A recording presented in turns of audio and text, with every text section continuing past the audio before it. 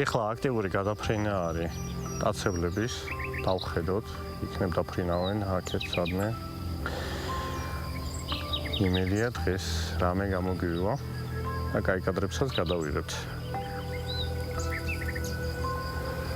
თუმცა ჯერჯერობით ხედავ მხოლოდ მელოტებს, შინაური ბატიც არის იქ. ჩავედით ჩვენ ჩასაფრებელ ადგილას. ნახოთ იქიდან რა გამოჩნდება. სამწუხაროდ კაი კადრებისთვის ხშირად ლოდინი არის საჭირო და შესაბამისი კამუფლირებაც. ზოგჯერ ეს ლოდინი საათობით გრძელდება. ირაკლი შავგულიძე, რომლის ძირითადი პროფესია კიბერუსაფრთხოებაა, თავისუფალ დროს კამერას იღებს და ქალაქის შემოგარენში სრულიად სხვა სამყაროში ინაცვლებს. გადაღებისთვის ხოლმე მოვდივარ დილადრიანად. იმ ზერვა მოდის, კარგი პერიოდია ხოლმე, იმიტომ რომ განათებაც არის კარგი. შუქშილიც არის სასიამოვნო და გამოდის ძალიან ეფექტური კადრები. ადგილზე რომ მოვდივარ, ვიყენებ სხვადასხვა კამუფლირებას, რომ ასე ვთქვათ, გავხსნე ბუნების ნაწილი და შესაბამისად ფრინველი, ცხოველი მაგ შემთხვევაში უკვე ვერ გამჩნევს, მოდის ახლოს და ბევრად ეფექტური კადრების გადაღება შეიძლება.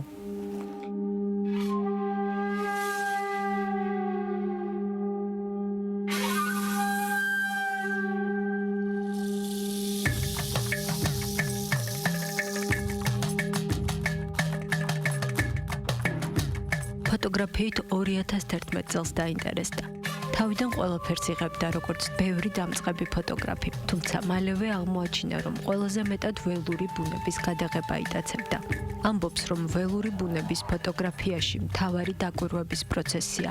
უნდა იცოდე, როგორ მოძრაობს ფრინველი, რაზე რეაგირებს. ზოგჯერ რამდენიმე საათი ისე გადის, რომ არაფერი ხდება.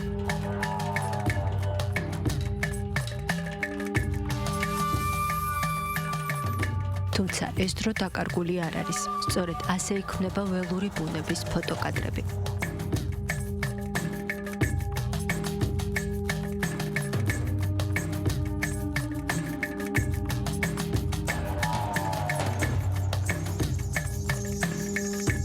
აქტიურად ველურ ბუნებას ვიღებ ალბათ სადღაც 2015-16 წლიდან. რაც ეხება ფრინველების გადაღებას და ხასიათის გაგებას, აი ახლა მაგალითისთვის გეტყვით, რომ დიდი რაოდენობა ფრინველების არ რეაგირებენ ხმებზე, თუმცა ძალიან რეაგირებენ მოძრაობაზე. მეორე საინტერესო ფაქტი ის არის, რომ მაგალითად ჭანჭების შემთხვევაში ყველა სახეობას აქვს თავისებური მოძრაობა, როცა რაღაცას იჭერს. წლების განმავლობაში დაგროვილ გამოცდილებასთან ერთად შეიცვალა მისი დამოკიდებულებაც საკუთარი ნამუშევრების მიმართ. თუ ადრე კარგი კადრი მხოლოდ ტექნიკურად გამართული ფოტო იყო, ახლა მთავარი უნიკალური მომენტია, წამი რომლის გამეორებაც შეუძლებელია.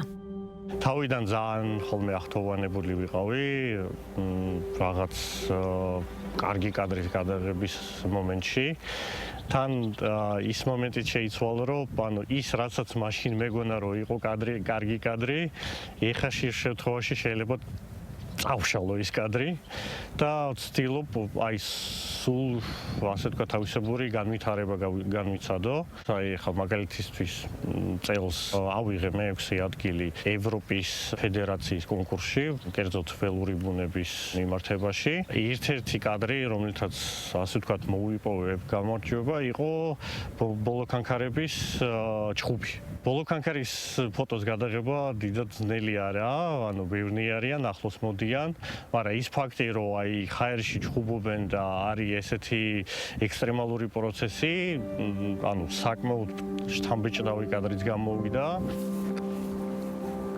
როგორც ამბობს, მსგავსი კადრები ფოტოგრაფისტვის ყველაზე დიდი მოტივაციაა. ნელა ჩავიდეთ. როდესაც საათობით ლოდინი ერთ წამში ამართლებს.